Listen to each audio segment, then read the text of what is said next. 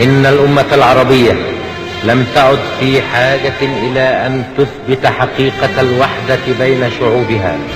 لقد تجاوزت الوحدة هذه المرحلة وأصبحت حقيقة الوجود العربي ذاته.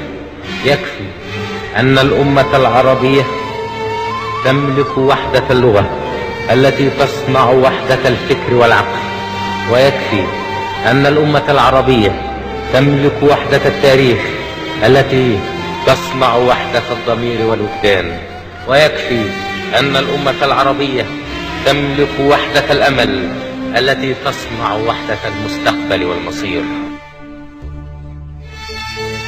وكأني أسمع قرع نعلك وأرى تعابير وجهك وألمس مجدك وألملم الأوراق فالكلمات فتألمت.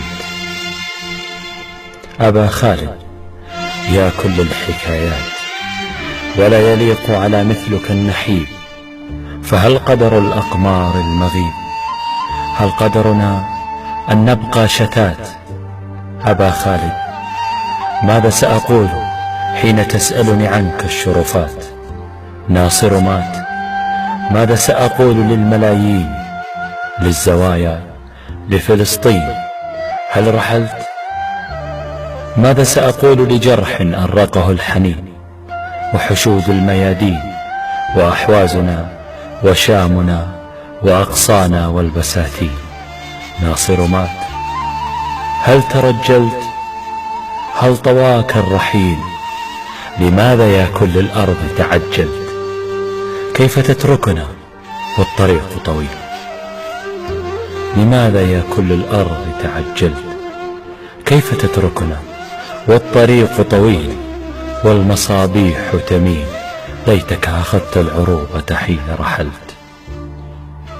أبا خالد يا من تنحني لك الأشعار، بربي لن تصبح تذكار، فمثلك لا يموت أبدا، لست لوحة على جدار، لأنه سينهد إذا تمايلت.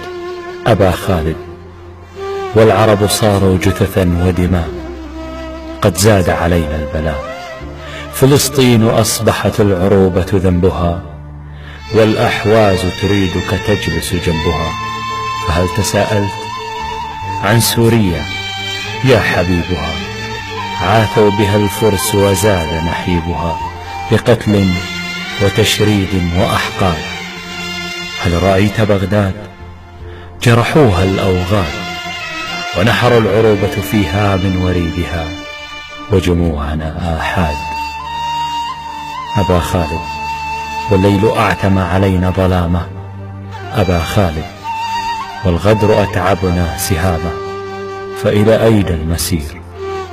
هل لا تكلمت؟ إلى أين المسير؟ هل لا تكلمت؟